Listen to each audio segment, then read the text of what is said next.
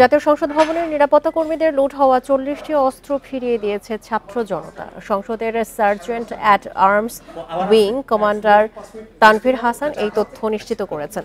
তিনি জানান, সংসদীয় নিরাপত্তা রক্ষীদের 40টি অস্ত্র লুট হয়েছিল, পরে ছাত্ররা সেগুলো উদ্ধার করে জমা দিয়েছে। প্রিয় নম্বর সেট করে বিকাশে সেন্ড মানি করুন ফ্রি।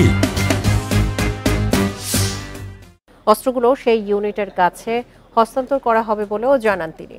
অস্ত্র ফেরত দেওয়া ছাত্রদের দায়িত্বশীলতার পরিচয় বহন করে বলেও জানান sergeant at arms wing commander Tanvir Hasan. এদিকে সংসদ ভবন থেকে লুট করা 55 লাখ টাকা উদ্ধার করে সেনাবাহিনীর হাতে তুলে দিয়েছেন শিক্ষার্থীরা।